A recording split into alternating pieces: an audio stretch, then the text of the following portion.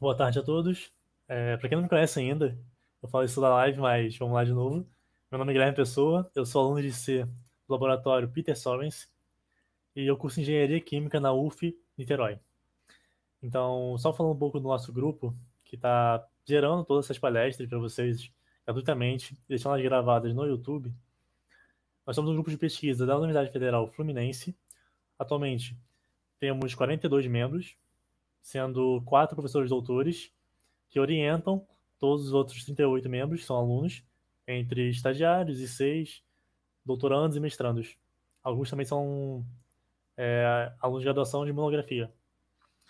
Nosso laboratório atualmente atua em temas como preparo de amostras, instrumentação analítica, impressão 3D, eletroanalítica, eletroquímica, sensores eletroquímicos, nanomateriais, química de materiais, método de separação, bioquímica forense, análise ambiental, análise de traço e alguns outros setores que estamos iniciando ainda e não está tão relevante assim para ser citado ainda, mas ainda vai. E se você quiser saber um pouquinho mais sobre a atuação do grupo, nós temos o LinkedIn, tá? Que lá também vão ocorrer todo o processo seletivo a partir de agora, a partir quando retornarem as aulas após a quarentena, vão ser feitos pelo LinkedIn. Então, se você quiser se tornar um IC do laboratório, fica ligado. Tem o Instagram do grupo, onde tem dicas semanais. Também colocamos lá os artigos que algum membro do grupo teve participação direta. Então, toda semana tem um artigo novo, tem uma dica nova, muito importante, muito legal, vale a pena acompanhar. E tem nosso e-mail, se você tiver qualquer outra dúvida diferente, pode entrar em contato com a gente. Fica nas descrições de todas as palestras, todos os vídeos tem essa descrição com os e-mails após a gravação. Então, durante a gravação não tem nada na descrição. Após a gravação fica editável, e eu coloco lá para vocês. Só falando um pouquinho mais do modelo que a gente utiliza como padrão de palestra. É uma introdução breve de até 10 minutos, contando o tempo que eu fico falando aqui sozinho, palestrante sobre si mesmo, sobre os seus projetos, mais 1 hora de palestra e 20 minutos de dúvidas, totalizando 1 hora e meia. Essa 1 hora e meia é certificada pelo laboratório, então se você precisa de comprovação, ou se você quer mesmo comprovação que você participou dessa palestra ao vivo, você pode preencher o formulário que eu disponibilizo nos comentários e na descrição do vídeo um pouquinho antes do início do período das dúvidas. Então, esse formulário não está disponível ainda. Eu vou colocar o link depois, tá? Depois da palestra. E só precisa responder todo o formulário. Tem uma pergunta-chave, mas eu dou essa resposta na live aqui mesmo com vocês. Então, todas as dúvidas que tiverem, podem comentar. No final da apresentação, depois da palestra, nós vamos voltar para todas as dúvidas. E caso seja alguma dúvida que já tenha sido falada um pouco depois que ela foi digitada, então a gente vai ignorar essa dúvida, tá? Se você falou de B, enquanto o palestrante estava em A, ele acabou citando B e passou para o C, é só um exemplo, mas o B não vai ser mais considerado, entende? Porque tem um tempo certo da palestra e no final não precisa retornar um tema que já foi citado. Então, finalizando agora a parte de introdução, como funciona nossas palestras, eu vou convidar agora o Paulo Henrique. Ele é doutor em Química pela UEM, com período em São Luís, na Universidade nos Alpes, mestre em Química pela UF e graduado em Química pela UEM também.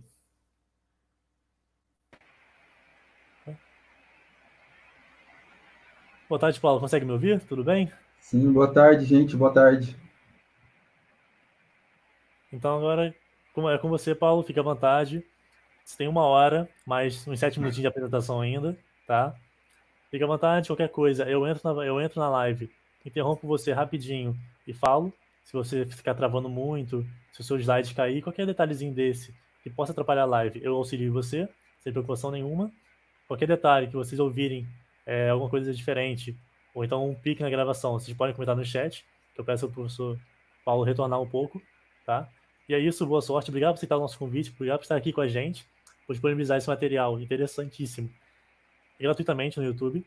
Tanto que essa gravação vai ficar disponível, então outras pessoas vão ver após a gravação. Então é algo muito significante pra gente. Compartilhar a ciência sempre que possível. E, cara, com você, a sua palavra. Muito obrigado novamente. Beleza, gente, boa tarde mais uma vez. Queria agradecer ao Guilherme pelo convite. Eu vou só apenas complementar um pouco sobre a apresentação que o Guilherme fez, e aí eu estendo também meu agradecimento ao professor Felipe Siman, por ter feito o contato entre eu e o Guilherme. Então, eu me formei na Universidade Estadual de Maringá, na UEM, porque eu sou natural de Maringá, que fica no interior do Paraná. Terminei meu curso de licenciatura em Química, e em 2014, então, eu me mudei para Niterói, onde eu fiz o mestrado na Universidade Federal Fluminense, sob a orientação do professor Eduardo Ariel Ponzio, né, e onde o professor Felipe também teve uma participação e colaboração importante. E em 2016, ao término do mestrado, então, eu voltei para Maringá, onde eu iniciei um doutorado em Química, e sob a orientação do professor Dr. Emerson Girotto, e eu também tive essa experiência internacional na França, na Université Grenoble-Alpes. Só queria destacar, antes da gente começar a apresentação, que esse trecho que a gente vai discutir hoje sobre dispositivos microfluídicos, né, geradores de gradiente de concentração, ele, na verdade, concentra meia tese de doutorado qual eu desenvolvi, enquanto a segunda parte da tese, que foi um conteúdo diferente, então foi desenvolvido na França. E acrescentando, um pouco curioso, antes da gente começar, não vou me estender, na minha iniciação científica eu trabalhei na área de materiais, que na verdade trabalhava com compósito para restauração dentária, né? E no mestrado eu trabalhei na linha de corrosão e eletroquímica. No doutorado eu trabalhei com biosensores e na França eu trabalhei com biocélulas a combustível. Então são praticamente linhas de pesquisas e áreas completamente distintas, né? O que para mim é uma coisa bastante interessante, então que abrange bastante o leque. Então eu preparei também uma apresentação não muito técnica, né, o qual eu estruturei da seguinte maneira para a gente falar especificamente de dispositivos microfluídicos, né? O que são dispositivos microfluídicos, né? O que caracteriza esses dispositivos, quais são as dimensões, para que são aplicadas, as vantagens, desvantagens, o tipo de escoamento, porque aqui a gente está falando sobre o controle de escoamento de algum fluido, então há algumas características envolvendo isso para caracterizar qual é o tipo de escoamento, porque isso vai determinar qual é o fenômeno de transporte envolvido. E aí, então, a gente entra numa analogia que existe em transporte, em sistemas microfluídicos, a sistemas elétricos com a lei de Ohm, não vou entrar em detalhe agora, e depois, posteriormente, a gente vai entrar numa parte um pouquinho mais técnica e para exercitar esse conhecimento, para a gente tentar elaborar um gradiente de concentração em si, mostrando quais são os cálculos envolvidos e como a gente pode construir esse gradiente de concentração. Depois a gente pode, então, entrar nas técnicas para caracterizar esse gradiente formado, né? Você precisa apresentar os resultados desse gradiente formado, como a gente pode fazer isso. Depois também eu retrato um pouco de micromisturadores, que são técnicas para otimizar um processo de mistura, quando a gente pretende criar esses gradientes, por exemplo. E também depois as técnicas de confecção, como obter, de fato, esse dispositivo físico, né, para a gente, então, operar ele e realizar a pesquisa prática.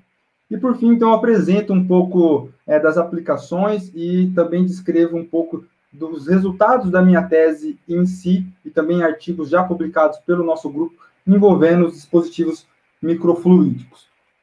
Então, logo para a gente definir o que é a microfluídica, né, que a gente define aí que é a ciência da manipulação de fluidos na escala volumétrica aí que varia de 10 a menos 9 a 10 a menos 18 litros, sendo que essa manipulação desse volume, ele acontece, então, em microcanais, né, com dimensões micrométricas, obviamente, como o nome diz.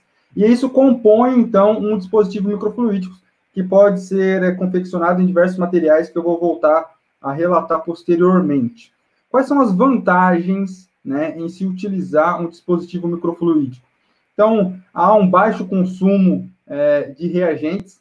Normalmente, essa tecnologia ela é aplicada principalmente na área de biosensores ou bioanálise, onde os reagentes são bastante caros, porque envolve moléculas que são também rotuladas, moléculas químicas bastante caras, então, reagentes que demandam um custo alto de investimento, e quando a gente utiliza, então, microfluídicas, acaba recorrendo a uma economia na utilização dos reagentes. Consequentemente, a gente tem também uma menor produção de rejeito, né, devido a uma menor exigência de consumo de reagentes. Geralmente são realizadas análises rápidas, também atribuída a dimensão desses dispositivos, são passíveis de automatização, então, muitas vezes esses sistemas dispensam a utilização de um técnico ou de um operador, Há possibilidade, então, de miniaturização e portabilidade, o que é muito interessante, porque se pode transportar esse sistema para realizar uma análise in situ, ou levar até um paciente, por exemplo. Isso é extremamente vantajoso. Tem um baixo custo de fabricação relativo na questão em si de construção do dispositivo, não o know-how técnico para desenvolver e construir um dispositivo microfluídico, entre outras vantagens que a gente vai, então, apontar ao decorrer da apresentação. Muito bem. Logo de cara, eu gostaria de apresentar uma aplicação de um sistema bastante simples de microfluídica. Esse artigo foi publicado pelo nosso grupo, né, em 2016, onde foi acoplado um sistema microfluídico simples a um biosensor baseado em ressonância de plasma de superfície. Eu não vou entrar em detalhes do fenômeno de ressonância de plasma de superfície, mas como é que se funciona esse biosensor. Acontece aqui que a gente tem um canal de entrada nesse sistema microfluídico e um canal de saída onde, então, a gente injeta um fluxo de um fluido qualquer. Esse fluido, ele entra em contato com essa camada de ouro, que em si é o nosso sensor, né? Uma lâmina de ouro aqui, que tem um arranjo de nanoburaco, que elas são passíveis, então, para desenvolver esse fenômeno de ressonância de plasma de superfície. Como é que se baseia esse sensor? A partir de uma radiação eletromagnética incidida sobre esses arranjos, acontecem, então, os modos plasmônicos e eles são sensíveis à variação de índice de refração. Como a gente, então, consegue detectar uma espécie biológica? Então, nós montamos um sistema de monocamadas envolvendo várias espécies químicas e biológicas, inclusive, por exemplo, o analito de interesse, que nesse caso, então, era um antígeno relacionado ao câncer. Então, há uma série de camadas e sobrecamadas montadas que afetam diretamente a formação dos modos plasmônicos, e a luz transmitida por esses arranjos, elas são passíveis de serem observadas, e a gente consegue, então, monitorar um deslocamento, né, para maiores comprimentos de onda, um redshift, e a gente, então, consegue realizar a detecção. Então, por exemplo, nesse sistema nós detectamos um antígeno relacionado a uma proteína envolvida na reprodução de células, que é o HER2, né, onde foi possível detectar, e aí eu gostaria de destacar essa palavra, que é detectar e não quantificar, uma amostra do nosso analito na ordem de 30 nanogramas por ml. Em sistemas mais complexos, eu trouxe esse artigo que foi publicado recentemente, onde eles já estão desenvolvendo sistemas também envolvendo microfluídica para análise, aliás, multi-análise também para a detecção de câncer. Então, aqui tem uma ilustração do próprio artigo, né, onde ele relata que amostras de sangue de um paciente, né, com câncer, ela provém aí várias espécies rotuladas que podem ser identificadas por análises genéticas ou imunoensaios, onde, então, essas amostras, uma pequena gota, seria exposta nesse sistema microfluídico, e ela passaria, então, por um sistema onde teria 4 sistemas distintos de análise. Então, esse tipo de técnica, por exemplo, a gente ganharia confiabilidade e precisão nos resultados em um diagnóstico. Isso, então, num dispositivo miniaturizado. Entrando em si agora, na parte técnica do desenvolvimento de fenômenos de transporte envolvendo não só microfluídica, mas também outros exemplos, como tubulações de transporte de óleo e etc. Basicamente, a gente precisa, nesse instante, assumir que quando a gente vai falar em transporte de fluidos, a hipótese do contínuo. O que é isso? Devido à variada quantidade de espécies moleculares que existem, a gente precisa assumir, então, nesse instante, que as espécies, elas tomam-se uma forma rígida, sólida, incompreensível, porque a gente precisa, então, dessa forma, trabalhar com vetores de dimensões, também que elas não sofram qualquer tipo de deformação e também não sejam influenciadas, por exemplo, a pressão e temperatura. Dito isso, a gente tem, então, algumas equações matemáticas, a qual eu não vou entrar em detalhamento aqui, mas que é importante eu citar ela, que descrevem, né, e há a possibilidade de prever alguns comportamentos em relação à transferência de quantidade de movimento, transferência de calor e também transferência de massa. Essas equações, principalmente desenvolvidas a partir das equações termodinâmicas, foram elaboradas aqui pela quantidade de movimento por Newton, a lei de Fourier para a quantidade de calor ou energia, e também o transporte e transferência de massa, que é a lei de Fick. Essas equações constitutivas, elas não são propriamente ditas, utilizadas, na verdade, para descrever e prever um fenômeno de transporte por si só. Então, a partir delas, né, foram aprimoradas e evoluídas as equações de conservação, que foram, então, inseridas, né, elementos de tempo e espaço. E essas, sim, são geralmente as equações mais utilizadas para a gente, então, descrever um processo de transferência de calor em função do tempo e espaço, ou de quantidade de movimento, ou transferência de massa também. E enfatizando que essas equações são os princípios de softwares também utilizados nessa linha de pesquisa para realizar simulações computacionais. Então, a gente vai voltar a falar sobre essas equações de conservação, porque na minha tese foi realizado também simulações na formação do gradiente de concentração. Nesse instante, é preciso, então, a gente focar no escoamento em sistemas microfluídicos e caracterizar o tipo de escoamento. Para isso, normalmente na nossa área, nós utilizamos o número de Reynolds, que é, então, uma expressão adimensional onde relaciona a razão entre forças inerciais desse fluido em escoamento em um tubo, seja ele de formato cilíndrico ou paralelepípedo.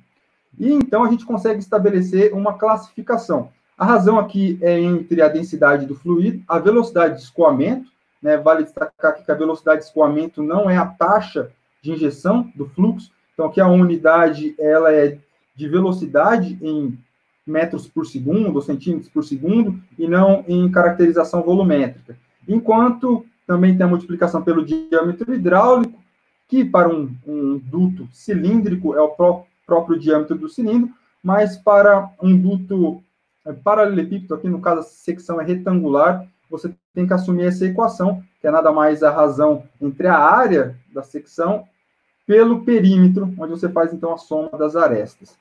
Dito isso, a razão do seu sistema vai atribuir um valor onde a gente pode caracterizar que o fluxo, o escoamento, ele pode ser laminar, com ondulações mínimas, quando o número de Reynolds é menor que 20, né? Pode ser, então, com ondulações pronunciadas e o turbulento, né? O escoamento turbulento. O que é o escoamento laminar? É praticamente como se os vetores de escoamento do fluxo seguissem de maneira paralela, onde não há sobreposição desses vetores. É como se os fluxos se escoessem de forma independente, né, num sentido de uma diferença de potencial aplicada para que esse movimento ocorra. Quando há, então, ondulações pronunciadas, há uma pequena sobreposição desses vetores, mas não há uma turbulência, que daí sim é uma mistura descontrolada que acontece quando o número de Reynolds é maior que 2000.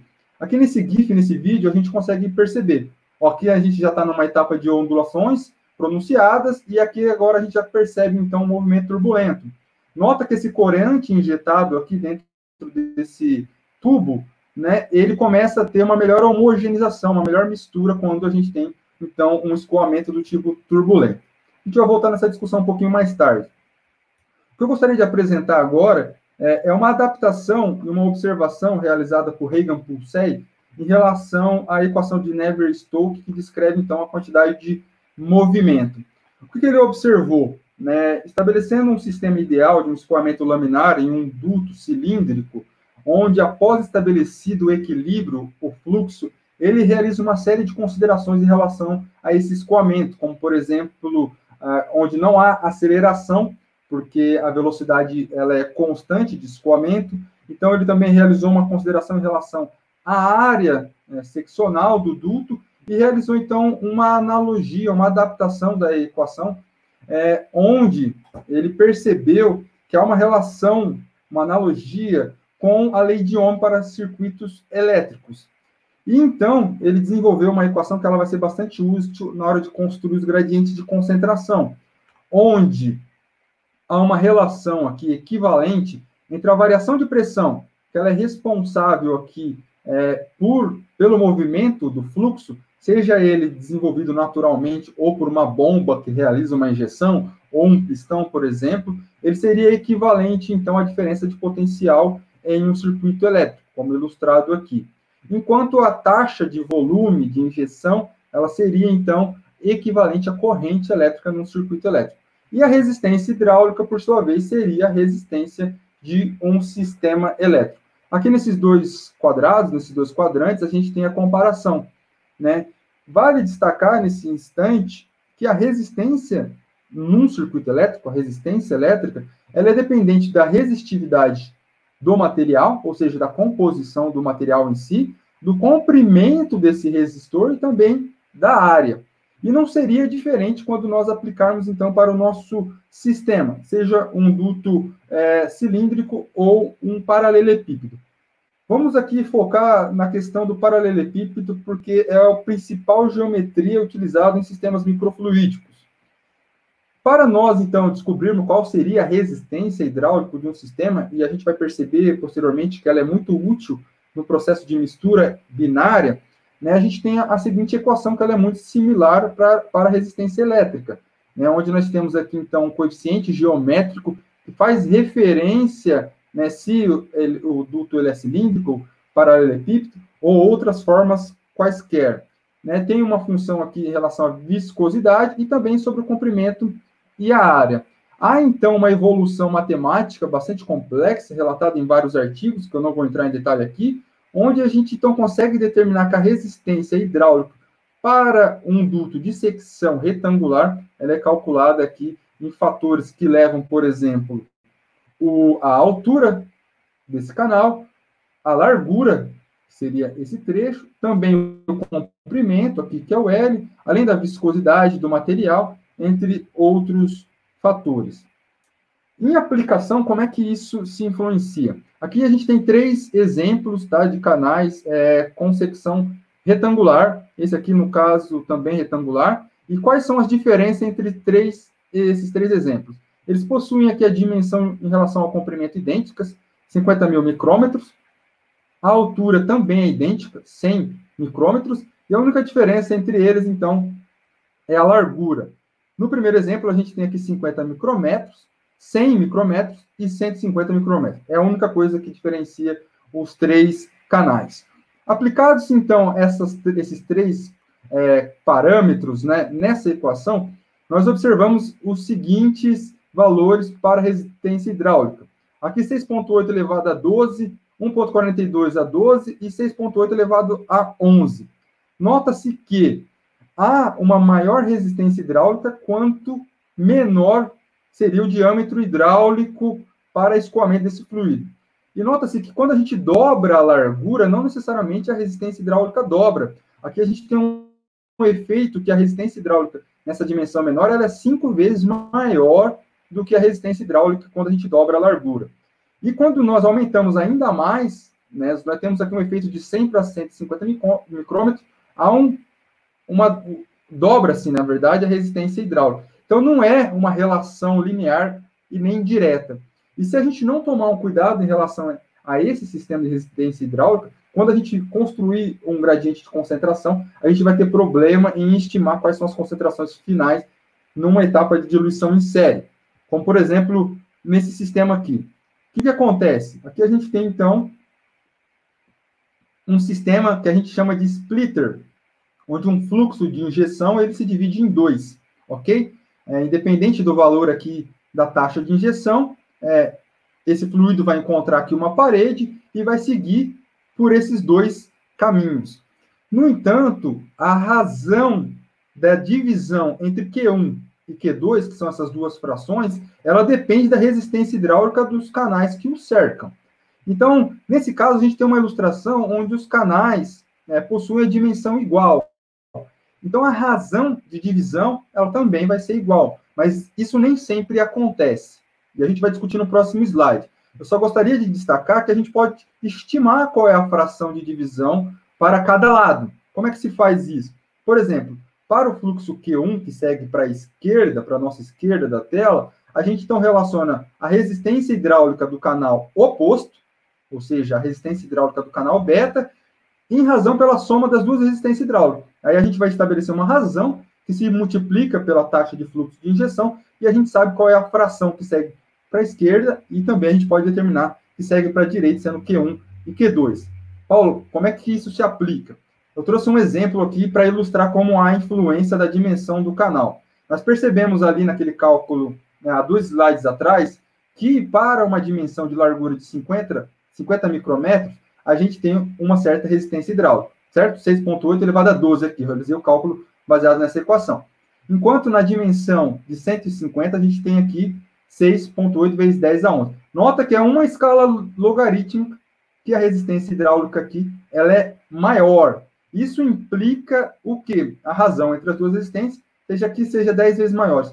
Consequentemente, no processo de divisão, no splitter, que é essa região que a gente chama, 10 a 11 avos do total de injeção vai seguir para o lado esquerdo, ok? E apenas 11 avos vai seguir para o lado direito.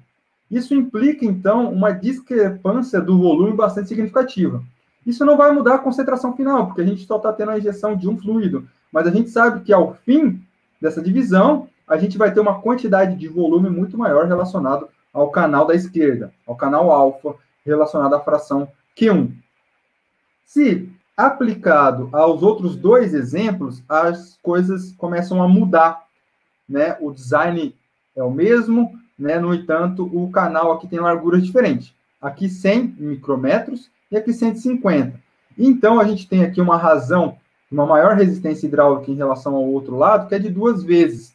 Isso implica que apenas 1/3 segue para a direita e 2/3 segue para a esquerda. Então, ao final, por exemplo, da injeção de 1 ml por hora, quer dizer que 0,66 ml por hora vai sair por esse canal e apenas 0,33 vai sair por esse canal.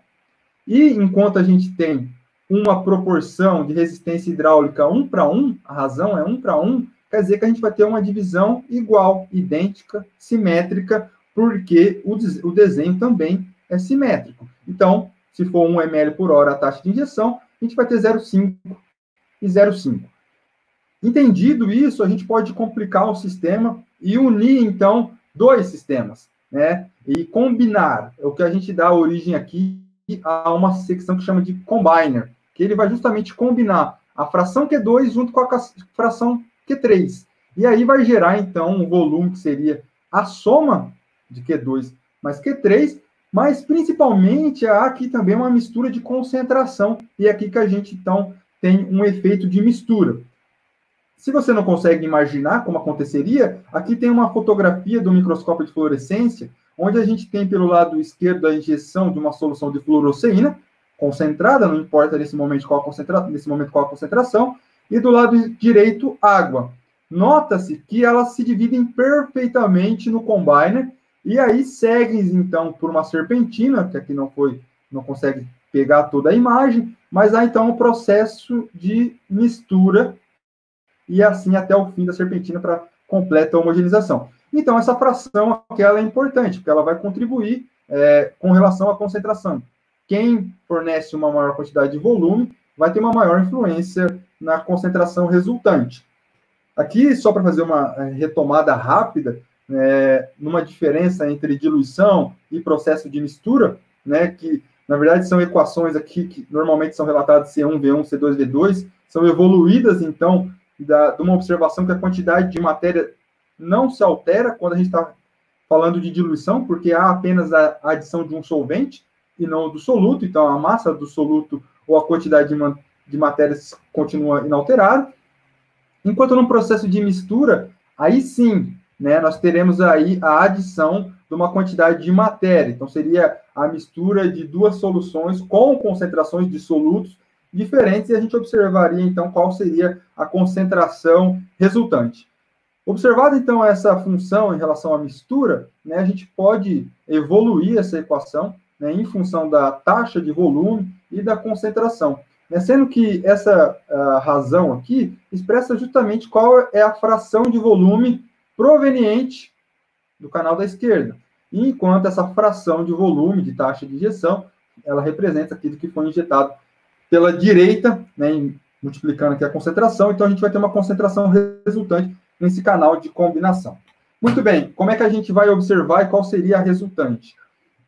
Nota-se, aqui eu não trouxe os 3 exemplos, mas sim 2, só do canal de largura de 100 micrômetros e do de 150 micrômetros. Continuando mantendo constante aqui o nosso canal alfa com 150 micrômetros. Então, a gente sabe que a divisão aqui, né, ela será desproporcional, onde vai ter um menor volume seguindo pela direita. Quando a gente combina esses dois desenhos em um só, nós temos a seguinte ilustração, né? E a gente sabe qual é a proporção. Indicando aqui que o canal central de união, ele, na verdade, tem a largura que é a soma de dois canais desses. Senão a gente alteraria as dimensões e teria que recalcular qual é a resistência hidráulica. E isso se repete também aqui. Vamos aos cálculos em si. Para o primeiro exemplo, então, nós observamos que, como esse canal tinha uma resistência hidráulica maior, 1/3 seguia para cá e 2/3 segue para cá. Enquanto aqui é idêntico, 1/3 segue aqui no canal central e 2/3 segue para o canal periférico. Se nós considerarmos a injeção idêntica de 1 ml por hora, então a gente sabe que 0,33 segue aqui para o canal central. Idem nesse canal, 0,33. O que a soma de 0,33 mais 0,33, a gente então tem uma taxa volumétrica de 0,66. E os 2/3 que seguem para a esquerda e para a direita aqui também representam 0,66. Então, ao final desse processo de divisão no splitter e combinação no combiner, a gente tem uma concentração que é bastante óbvia, porque é uma mistura idêntica, de 0, se aqui for então a injeção de uma solução não concentrada ou solvente, e uma solução concentrada em 100%. 0, 50 e 100. Observe que o mesmo design, com apenas largura de canais diferentes, a gente observa, então, resultados distintos. Né? Como a resistência hidráulica aqui era idêntica para os dois canais, acontece que metade segue para a direita, aqui nesse caso, e metade para a esquerda, idem aqui. Acontece que quando a gente injeta 1 ml por hora, 0,5 segue para cá, então a gente vai ter um volume final aqui, taxa de injeção 0,5, idêntico a esse canal periférico. No entanto, a gente a soma das duas taxas de injeção, que somam ao fim 1 ml por hora. E você pode fazer aqui o balanço volumétrico, né? 1 ml por hora mais 1 ml por hora, são os 2 ml por hora injetados. Acontece que a concentração é idêntica, né? Como é de se esperar para uma mistura 2 para 3 canais de saída, quando a razão aqui são idênticas. No entanto, qual é a diferença entre esses dois sistemas? É que ao fim desse processo de mistura, a gente vai ter uma quantidade de volume diferente saindo pelos 3 canais. Ainda não se torna interessante, mas quando a gente começa a complicar, adicionar mais sistema, porque, por exemplo, se a gente quer construir uma curva de calibração automática, como é a pretensão, a gente precisa abordar aí pelo menos 5 pontos, né? Então, a gente tem que ter aqui pelo menos 2 canais de entrada para 5 de saída. Vou abordar aqui o sistema com 4 canais de saída e depois eu apresento os meus resultados com 5 canais de saída. Então, essa etapa aqui dos nossos 2 exemplos já foram ilustradas, ok? Vamos aqui só focar na próxima etapa. Esse 0,66 a 100% de concentração, ele vai encontrar novamente aqui uma divisão, né? E continua na mesma resistência hidráulica. A gente sabe que apenas 1/3 vai seguir pela direita e 2/3 para a esquerda. Se é 0,66, 1/3, né, de 0,66 é 0,22. Ou seja, 0,22 segue para cá e 0,44 segue para cá, que seria o volume final.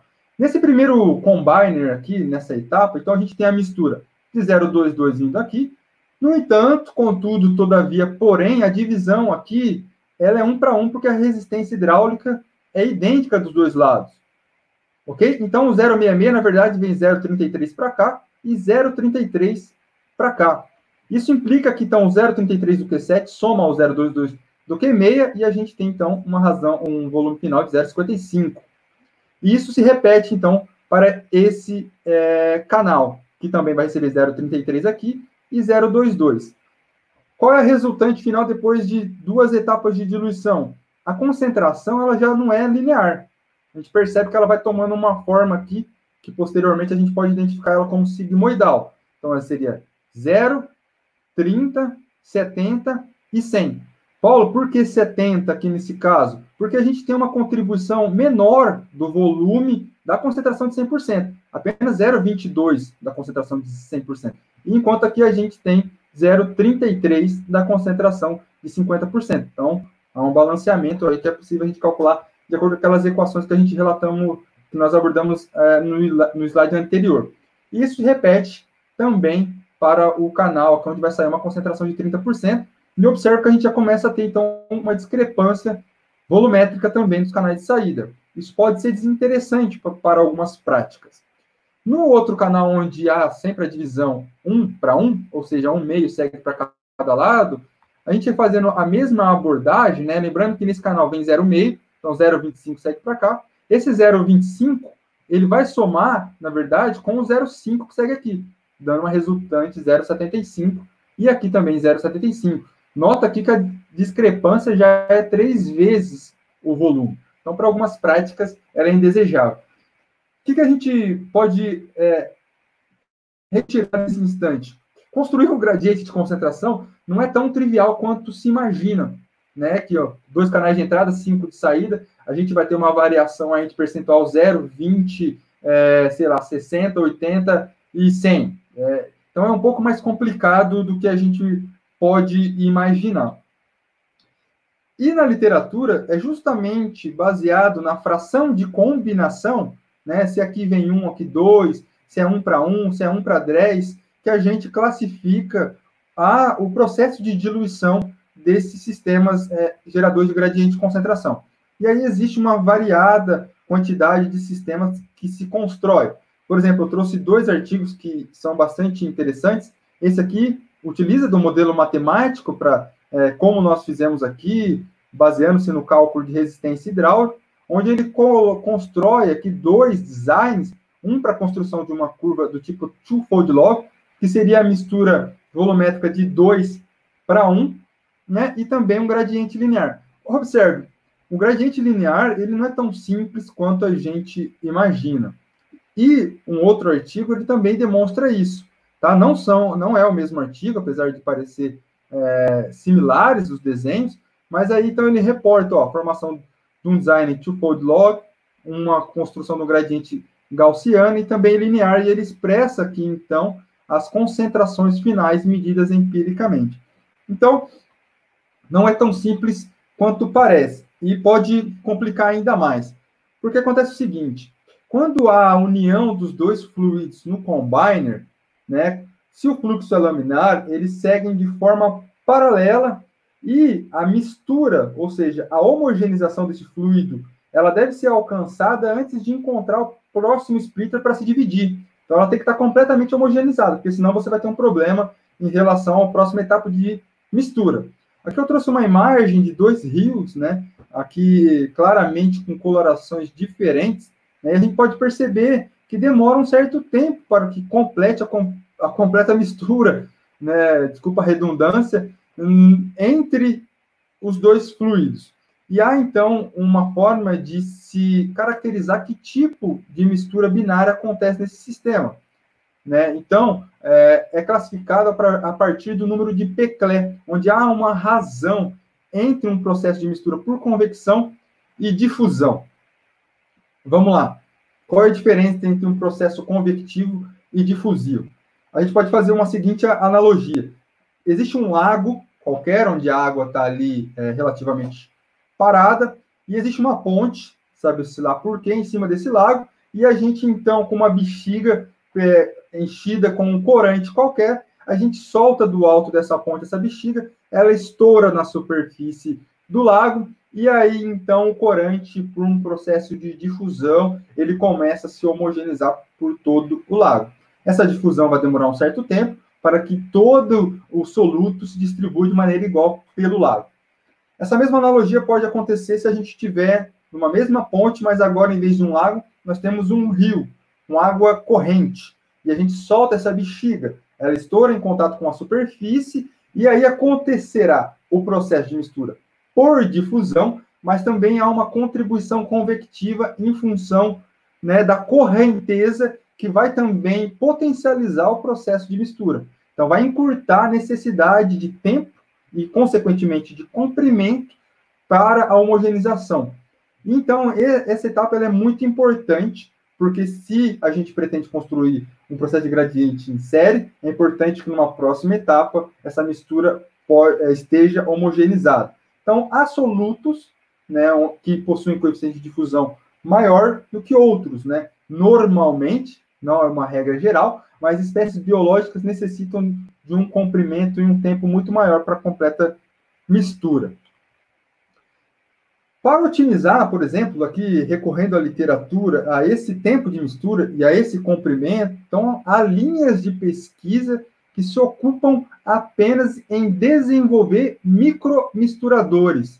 Então, são segmentos complexos onde a ideia seria gerar uma turbulência, gerar um sistema um pouco caótico para que se otimize o processo de mistura em menor tempo e em menor comprimento. E aí são vários trabalhos, tá, na literatura, gerando aqui esse tipo de tranças, né, tridimensionais, né, são sistemas mais complexos, né, ou também vocês podem criar barreiras ou ranhuras para também gerar turbulência nesses vetores de escoamento. Então, são vários sistemas utilizados. Aí aqui vale destacar como é muito complexo obter esses sistemas de maneira prática em construção de dispositivo físico. Normalmente, esses trabalhos se concentram principalmente na simulação computacional.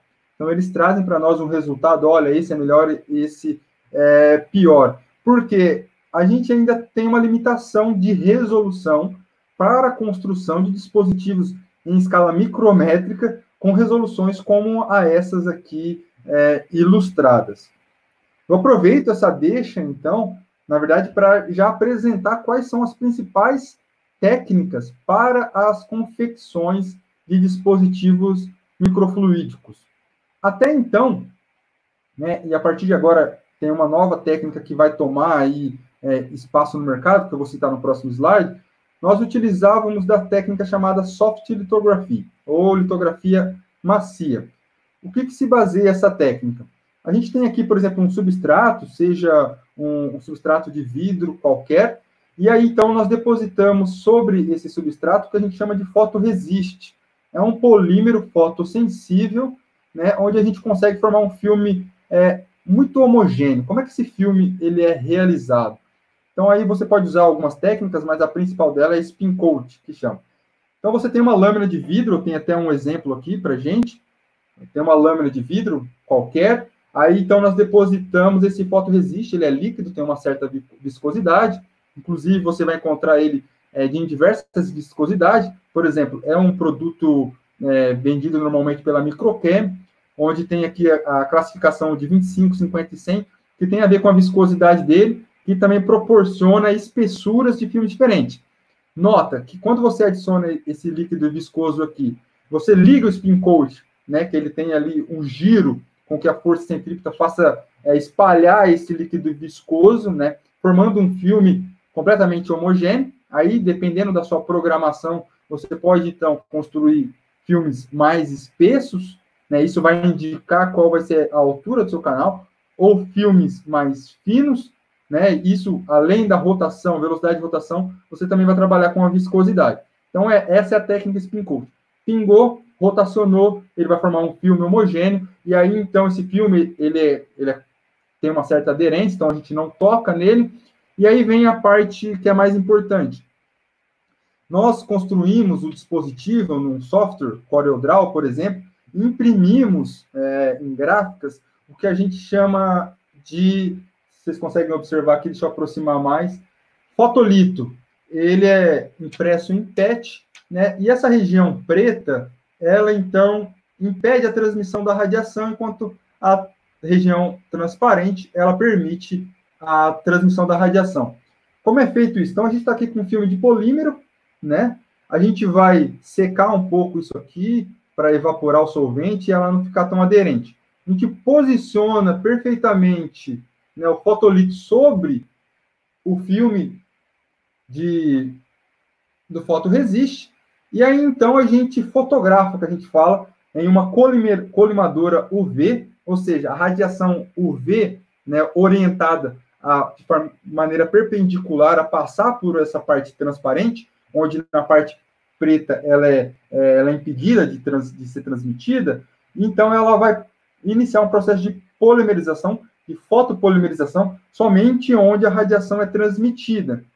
Ao fim dessa demarcação, então a gente expõe ao polímero, né, ao fotoresiste não polimerizado, a um solvente, e se dissolve, e só fica a parte polimerizada. Ao fim, a gente vai ter alguma coisa nesse sentido aqui, ó.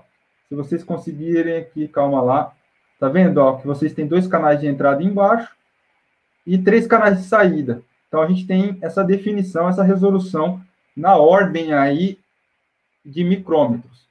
Muito bem. Isso aqui, então, ele tem um alto relevo, né? Ela tem uma certa espessura, nesse caso aqui nosso, de 100 micrômetros. A gente não consegue observar, se a gente olhar no plano assim, né? Não pela câmera, mas ela tem uma certa altura. E como é que a gente obtém, então, o dispositivo? Aí existe um polímero também inorgânico, chamado polidimetilsiloxano, que é o PDMS. Ele tem uma aparência incolor e ele é viscoso também. E a gente, então, no líquido, deposita ele sobre essa demarcação, ele cura, né? E depois que cura, a gente fala de tirar a selagem, né? De sela ele de cima. E quando a gente vai obter, então, um sistema parecido com esse daqui, ó. Então, novamente, aqui eu vou ilustrar para vocês. Então, tem os canais, que seria o resultado, agora em baixo relevo, certo?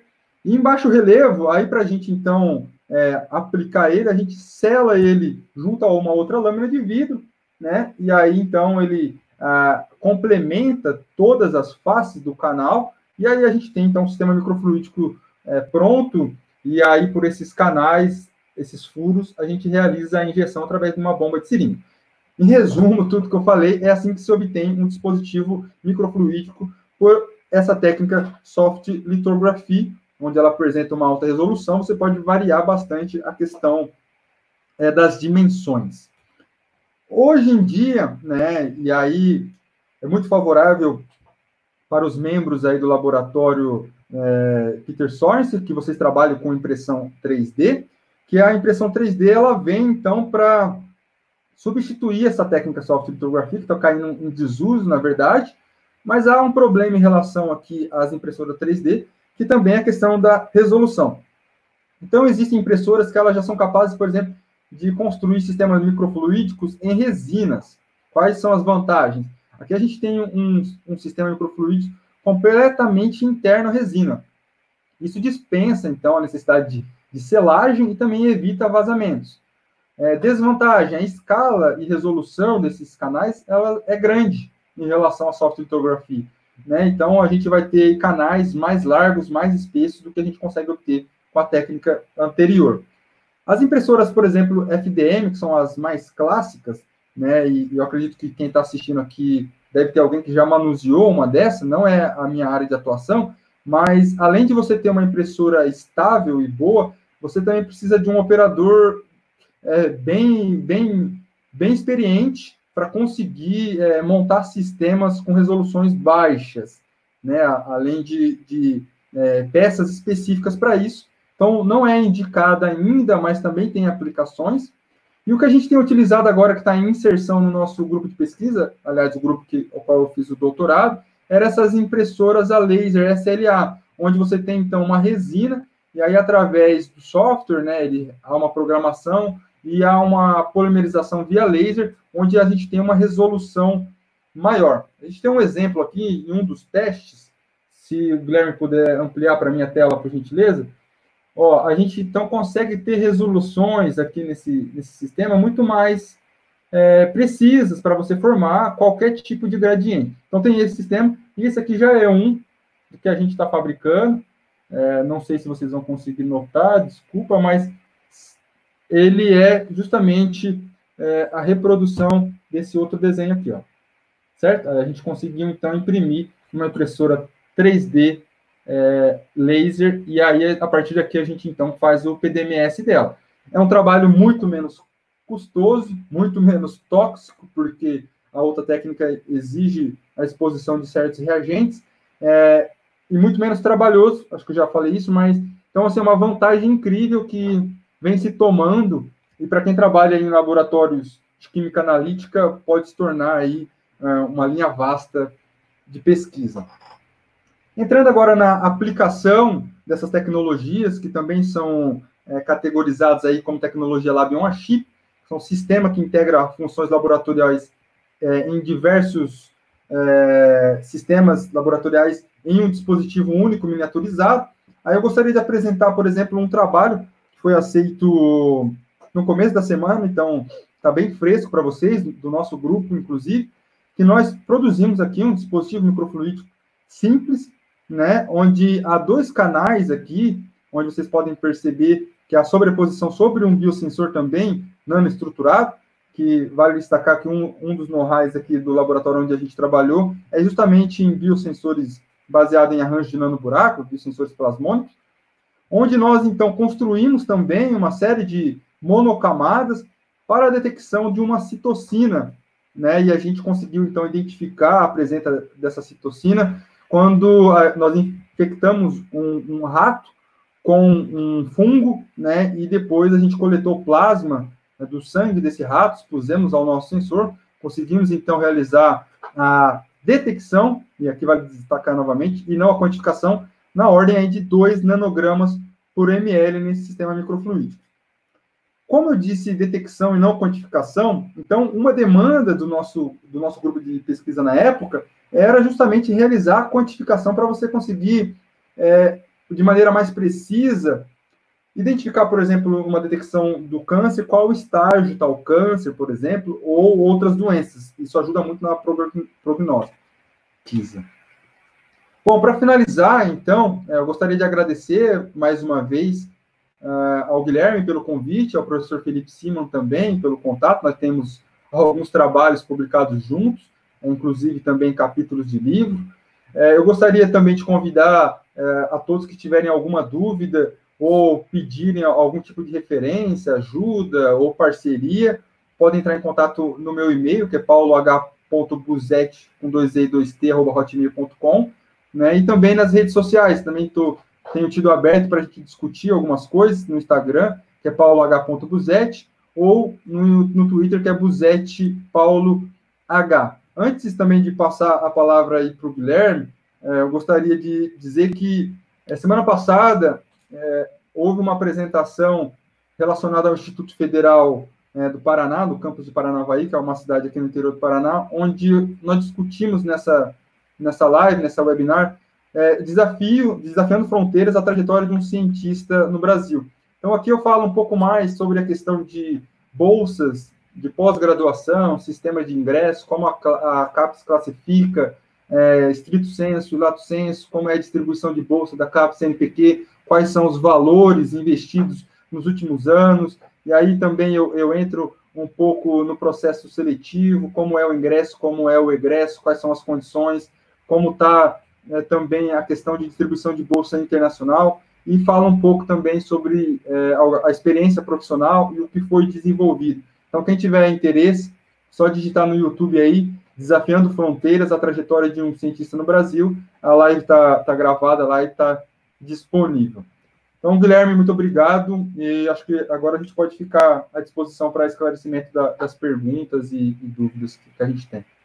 Paulo, obrigado pela palestra, cara. Meus olhos brilharam muito na parte de impressão 3D. É a minha parte de pesquisa no laboratório e eu sou fascinado por isso. Foi de um hobby a uma linha de pesquisa. Então, é algo que eu vou aprofundar agora, já que você comentou. Eu não estava ligado, mas eu vou pesquisar novamente para ver. E as perguntas estão abertas, tá? Podem mandar no chat, a gente vai receber todas as perguntas aqui. Antes disso, eu vou só agradecer a toda a equipe de marketing. Não sou só eu que faz isso aqui acontecer, tá? Tem os professores Felipe e Rafael Dornelas, que enviam contatos pra gente toda hora. No caso do Paulo, foi o Felipe Simon que passou o contato para chegar até ele, para trazer esse conteúdo para vocês. Então, são os professores do laboratório que nos dão os contatos. Eles têm mais carreira, têm mais tempo, têm mais ligações. Então, a maioria dos contatos vem por eles, alguns não, mas eu agradeço eles por isso, porque a maioria vem deles. A minha equipe de marketing e mídias que é formado por mim, pela Renata Cioli, pela Amanda e pela Caroline. Então, assim, são as pessoas que me ajudam a ver se a arte ficou legal, a ver se qual fonte está legal, a ver se o tema vai chamar atenção ou não, é relevante ou não. Então, não é uma pessoa só pensando. São 4 avaliações para trazer o melhor conteúdo para vocês. E as dúvidas estão abertas, tá? Podem digitar aí. Cara, Paulo, de novo, foi incrível. Pô, tinha coisa ali que eu nunca tinha passado pela faculdade, nunca tinha visto, ainda não vi, não sei se vou ver em algum momento. Mas é sempre bom trazer um conteúdo que abra novas portas, abre novas janelas, abre curiosidade, cria curiosidade nas pessoas para ir pesquisar um pouco sobre isso. Porque... É interessante, só para acrescentar, que eu acho que vocês são do laboratório de Química Analítica, né, principalmente, estou querendo me referir aí a todos os alunos do laboratório Peterson, que vocês tenham disponível, né, a impressora 3D e também tem equipamentos para realizar a quantificação de alguns solutos. Então, pode ser interessante alguém trabalhar nessa linha de pesquisa e eu fico até à disposição para a gente contribuir de alguma maneira, né, porque os cálculos aparentemente são simples, eu tentei trazer de uma forma mais didática, né, em proporções aqui bastante normais e tal. Então, mas a gente pode formar sistemas ainda mais complexos, a formar qualquer tipo de gradiente de concentração que vocês desejarem, e há uma infinita aplicabilidade. E eu tenho certeza que no laboratório de vocês vão encontrar também uma aplicabilidade, porque é bastante interessante essa questão de formar uma curva de calibração, um gradiente automático, porque você consegue reproduzir aquele gradiente, né? Então, você tem ali, de uma forma automática, aquele mesmo gradiente reproduzindo infinitas vezes se você cuidar do seu dispositivo. Rafael Dornelas, Felipe Siman, eu sei que vocês estão ao vivo aqui com a gente, então fica a dica aí, ó, mais uma linha pra gente, será? Vou meter o laboratório. Por enquanto, nenhuma dúvida, muitos agradecimentos. Então, vou passar um pouquinho de agradecimento aqui, antes de liberar o formulário para vocês preencherem, tá? O formulário tá disponível para ser preenchido agora, tá autorizado, pronto. E no formulário tem uma perguntinha, vou remover aqui. Tem uma pergunta que é: qual a palestra de amanhã? Então, a palestra de amanhã tem um título bem simples, então eu deixei essa pergunta. Amanhã, às 15 horas, uma horinha depois do que aconteceu hoje, Ciência contra o Crime, do perito Rafael Rodrigues, convidado do professor Rafael Dornelas. Então, vai ser uma palestra bem interessante. Tão didática, assim espero, como a do Paulo, que a do Paulo foi, cara, muito explicativa mesmo. Sim, eu não tive dúvidas, porque eu pensava numa coisa e você respondia depois, então foi assim, bem legal. Legal, obrigado. Eu acho que você trouxe bem simplificado mesmo, porque eu entendi muito fácil e não sei porquê, mas ou você explica muito bem ou bateu o assunto. Então, amanhã, a palestra Ciência contra o Crime acontece às 15 horas, transmissão ao vivo, certificado para todo mundo que assistir ao vivo, tá? E Ciência contra o Crime é a resposta do formulário de certificados que está na descrição desse vídeo. Se não está aí, dá uma atualizada que aparece. Então, voltando agora para as perguntas, Paulo. Começando aqui. Pelo professor Felipe. Se tivermos descompasso entre força iônica, aspectos como viscosidade, etc., então observarmos desbalanço de fluxos, é frequente fazerem correções? Certo, é uma pergunta super interessante. E quando falo em força iônica, o professor Felipe é o primeiro que me vem à cabeça, porque a gente já, sempre que quando falo em força iônica, essa discussão é com ele. Assim, vai acontecer essa diferença de força iônica naturalmente, porque quando a gente injeta, por exemplo, qualquer soluto, né, seja uma solução salina ou não, e o seu solvente, a gente vai ter essa discrepância. E a gente sabe que isso vai influenciar na viscosidade. Experimentalmente falando, eu acho que a gente não vai observar uma influência muito grande. Eu acredito que... por que eu estou dizendo isso? Porque, na prática, quando você constrói um dispositivo microfluídico, há irregularidades nos canais, sobretudo quando a gente utiliza a técnica soft litografia. O que eu quero dizer? Na hora de revelar o dispositivo, o canal, igual eu ilustrei aqui, né? Então, pode acontecer de ter canais que ele vai sair mais fino ou menos fino que outros, e isso pode influenciar na pressão, e aí o fluido, no momento de dividir, por exemplo, ele pode escolher um canal preferencial a seguir, o de menos pressão, ou de menos resistência hidráulica. Então, existem, professor, fatores que eu acredito que são mais, contribuem mais para o problema na geração do gradiente de concentração, como, por exemplo, essas irregularidades, a formação de caminho preferencial, ou quando você sela o dispositivo a um vidro, né, muitas vezes você vai precisar, nesse caso aqui que a gente colocou, eu não mostrei essa imagem, mas isso aqui é uma cela, tá vendo? Ó, o dispositivo está ali no centro, aqui é uma cela de acrílico. Aí o que nós fizemos? Colocamos esse dispositivo, ali no meio tem o dispositivo, e usamos aqui um sistema de porca para arrochar melhor, para que não haja vazamento, né? Então, se nesses sistemas aqui eu aperto mais um lado que outro, eu vou estar atribuindo mais pressão por um lado e os fluidos vão seguir preferencialmente pelo outro. Então, existem outros problemas técnicos que eu acho que vão influenciar mais no resultado final do que propriamente a diferença de Forcione. Mas eu reconheço que, na teoria, sim, para ver uma diferença aí na questão da viscosidade e o balanço ser diferente também. Espero ter respondido a pergunta do professor. Tem mais uma agora dele também, completando a segunda pergunta dele. O acoplamento desses dispositivos com microeletrodos é frequente? Então, depende. Depende do material do microeletrodo.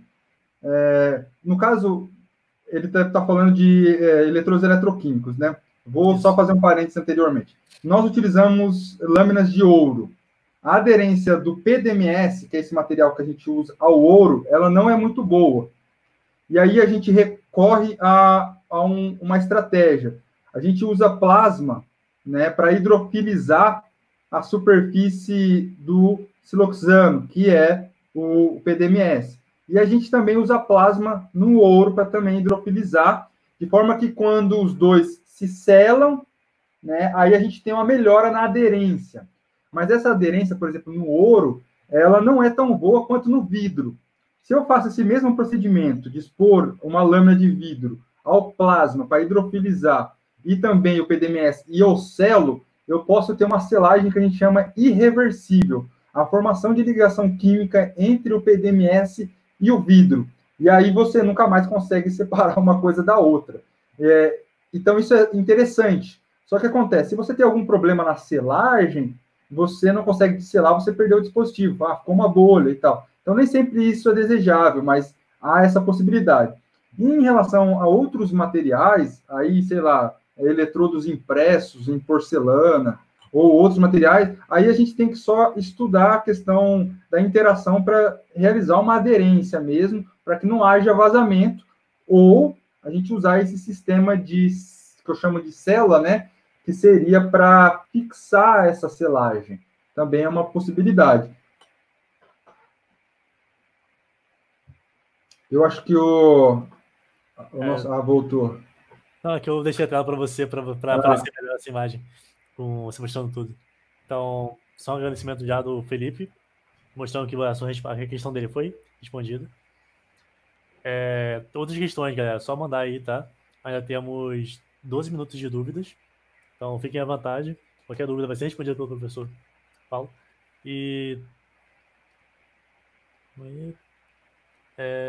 Enquanto isso, só perguntar onde está o link. O link está na descrição, mas eu também coloquei no chat, nos comentários aí, caso alguém precise ainda.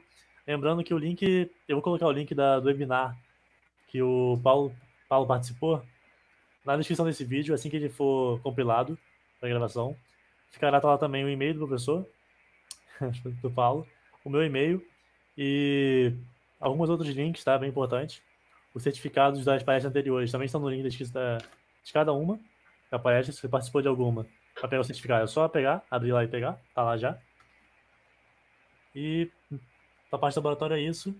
Quer acrescentar alguma coisa, Paulo, da sua apresentação enquanto estamos esperando dúvidas? Vamos ver. Eu acho que a gente pode focar um pouco nessa questão da impressão 3D, mas vamos uma pergunta, depois a gente volta. Pode ir. Achei uma aqui. Primeiro, parabenizo a você pela apresentação, Pedro Henrique Amorim. quais as perspectivas de utilização de dispositivos microfluídicos na fabricação de sensores eletroquímicos? Já existe, né? Na verdade, existe alguns pesquisadores que trabalham com isso, né? E você pode, na verdade, construir vários sistemas eletroquímicos.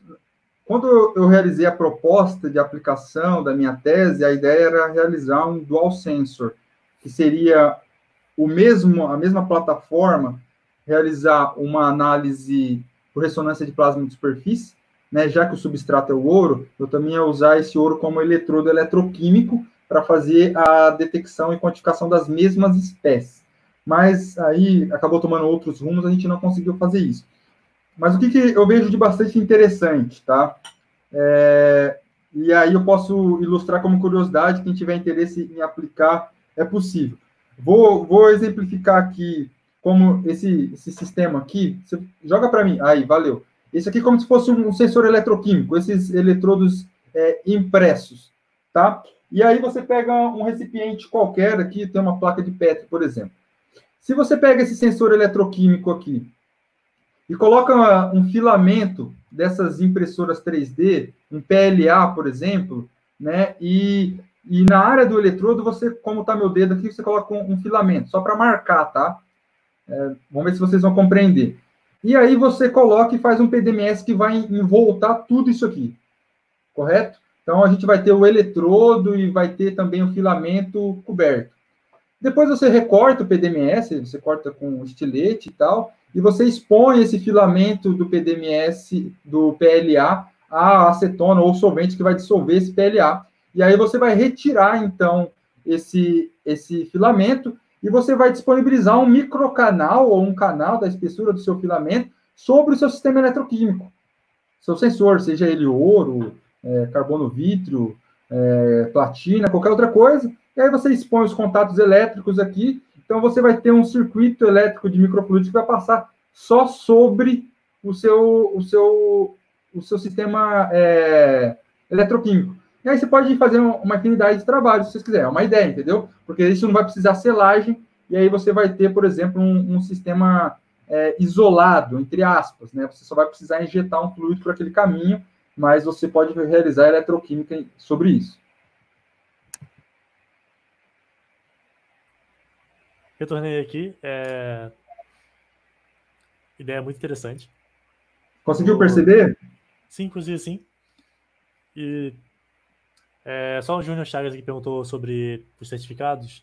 Então, estamos com problemas para enviar os certificados individualmente, devido a uma falha no nosso e-mail. Como ele foi cadastrado, aí pedimos para recadastrar. Então, como não conseguimos enviar separadamente, colocamos o link na descrição de cada vídeo. Ou seja, se participou de uma palestra e pediu seu certificado, vai no YouTube, procura essa palestra. Lá embaixo, na descrição, vai estar o link dos certificados. Você abre esse link, tem o PDF, você procura o seu, imprime a página que está o seu. Mas como o pessoal está tendo dificuldade, o professor Felipe pediu para fazer uma forma diferente.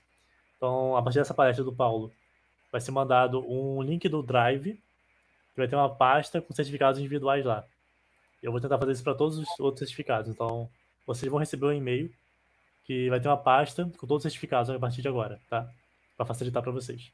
E foi mal aí, gente, mas um probleminha que, cara, tá dando muita dor de cabeça para resolver com o Gmail e tudo mais. Paulo, um pouco mais sobre impressão 3D agora, cara.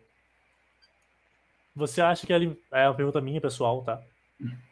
Você acha que qual tem mais futuro para ampliação? A FDM ou a com laser, com foto resina? Por quê? Eu imagino que as deposição de filamento tenham um avanço muito grande, porque são as mais utilizadas, são as mais baratas, mais comercializadas. A resolução delas vem melhorando cerca de 20% a 30% a cada 6 meses. Então é um aumento absurdo, tem melhorado bastante, o preço sobe um pouco, mas compensa. E eu acho que daqui a 2 ou 3 anos vamos ter resoluções que temos hoje na de resina. Mas você vê a diferença de material atualmente como um empecilho, ou você só vê a resolução mesmo como empecilho? Não, eu não vejo os materiais como empecilho. A não ser que você tem que tomar um cuidado, que acontece o seguinte, tá? Esse aqui é um exemplo que a gente fez de teste, certo? essa aqui foi impresso na resina, na impressora de resina. Tá vendo que ela tá toda torta, ondulada e tal? Isso acontece porque é uma estrutura mal planejada. Se você vai fazer um dispositivo microfluídico, aí você precisa criar uma certa solidez nele, certo? Então, você vai fazer um desenho, foi o que a gente, aí depois, posteriormente, corrigiu.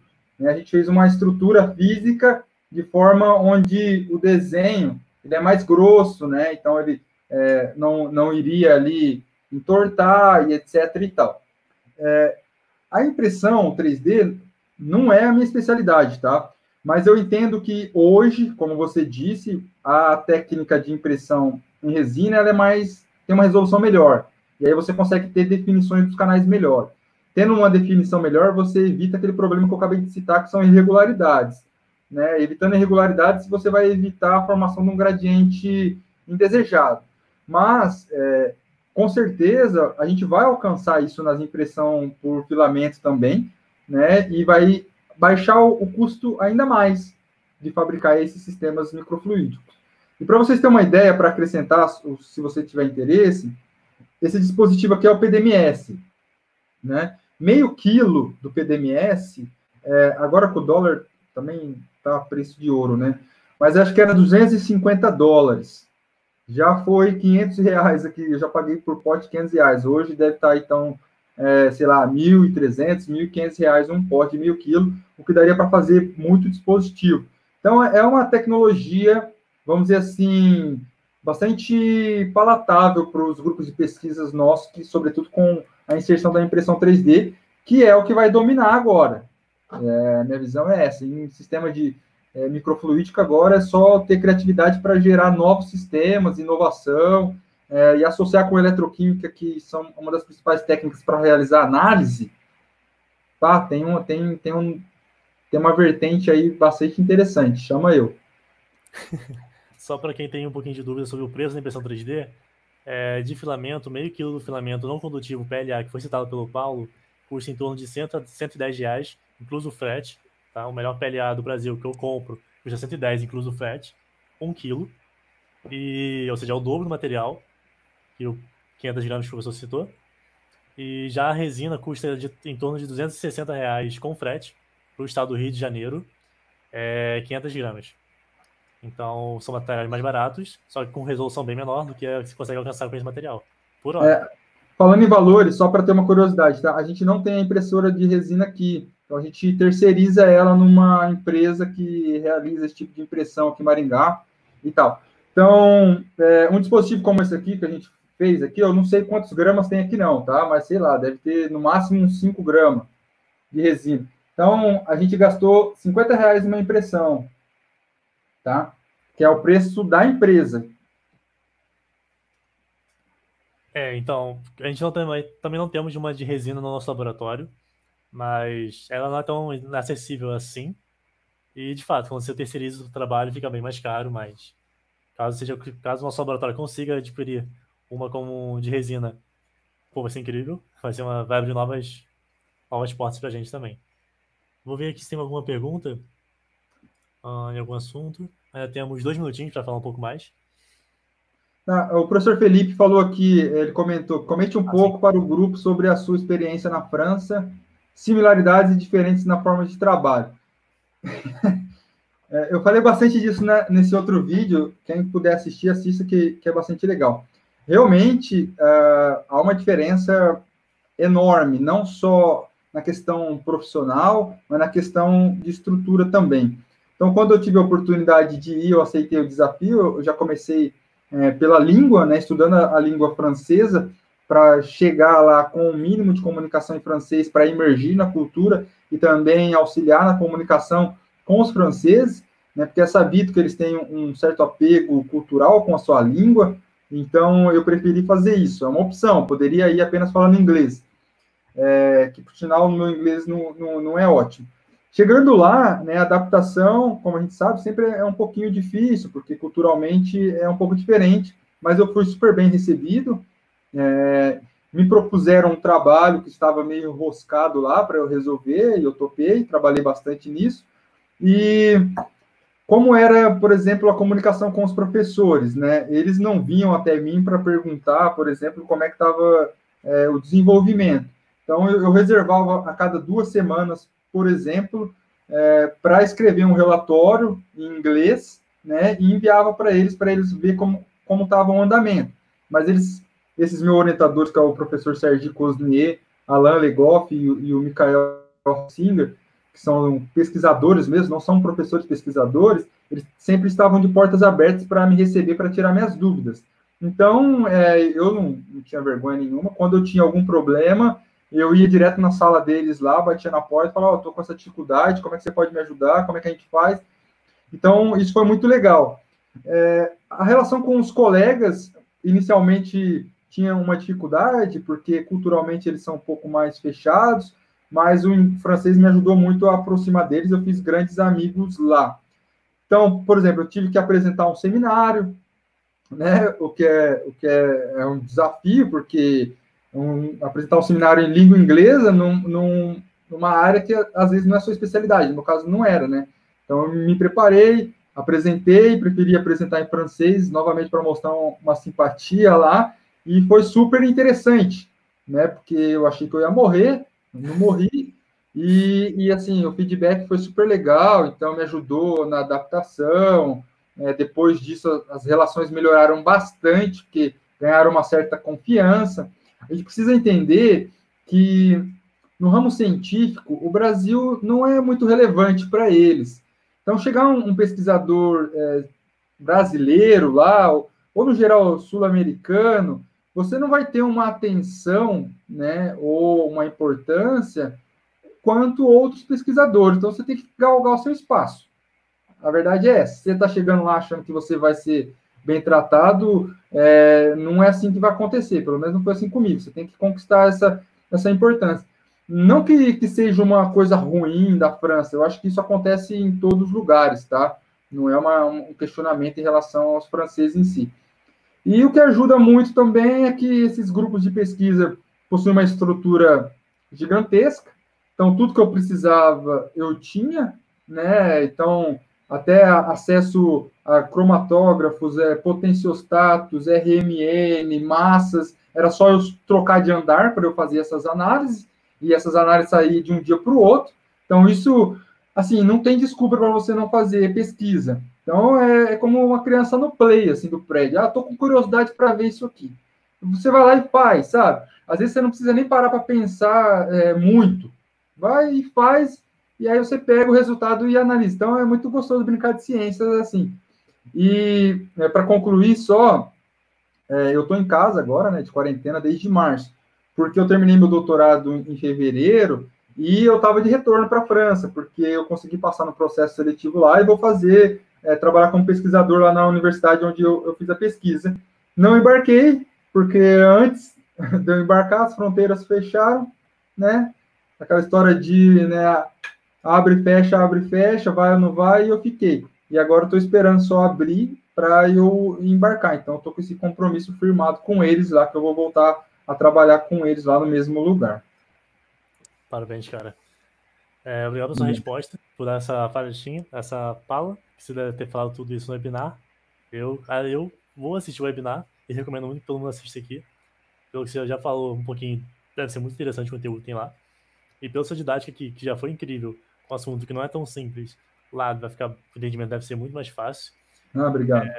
Só uma coisinha que eu já estou vendo as respostas aqui, eu estou acompanhando as respostas do formulário enquanto isso, e tem algumas recomendações, mais sugestões para a live. Então, o apresentador, no caso, sou eu, vai mudar, tá? Semana que vem teremos outra apresentadora, no caso. Então, não vai ficar mesmo sempre, não vai ser sempre eu aqui, só para perguntar se ia mudar. Então, sim, vou mudar, não vai ser sempre eu agora. As sugestões vão ser avaliadas aqui.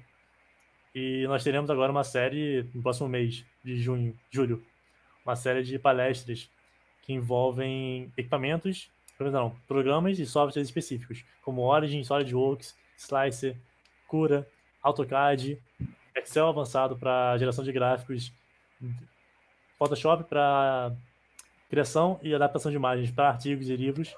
Então, tudo voltado para pesquisa mesmo. Mas todos os programas, vocês podem acompanhar a live fazendo junto e aprender, tá? Serão lives mais extensas, não serão um modelo de apresentação de palestra, serão modelos de curso ou aula com atividades. Então, vai ser um modelo diferente, tá? Você vai compor mais um pouco, porque o nosso laboratório pode contribuir para a comunidade nesse período. Espero que todos gostem. Nós ainda temos... Eu errei o tempo antes, que eu estava vendo que achei que ia acabar 15h20, mas eu errei. Acaba 15h30. Então temos 4 minutinhos para alguma dúvida. Quem quiser aparecer. Pediram para você falar um pouco de francês aqui. Se você quiser, pode ficar à vontade. Não, segue. Tenho pedido para gerente do Instagram aqui. Ah, eu sou que ela fala francês, depois a gente pode trocar mensagem. Fica a dica, praticar é sempre bom. Então, cara, acho que não tem mais nenhuma dúvida. Deixa eu ver aqui pelo YouTube que sai um pouco antes. Então é isso, gente. Não tem mais nenhuma dúvida. Eu vou encerrar uns 2 minutinhos antes, tá? Já temos um tempinho sem nada no chat, para não se prolongar mais sem necessidade. Fala algum último comentário? Não, obrigado pelo convite, tá? Eu fico à disposição. Se alguém tiver alguma dúvida, também pode entrar em contato nas redes sociais, que nem eu falei, ou enviar um e-mail, né? Vai estar registrado aí no YouTube. Enfim, muito obrigado e a gente se encontra por aí. Valeu. Tchau, tchau, Paulo. Muito obrigado, cara, por aceitar o nosso convite e por distribuir conhecimento gratuitamente na internet. Valeu. Até. Só lembrando a todos, palestra de amanhã, galera, Ciência contra o Crime, perito criminal Rafael Rodrigues. Muito interessante o outro conteúdo que vai ser apresentado amanhã. Já dei uma palhinha com ele. Espero que todos gostem. E é isso, gente. Até.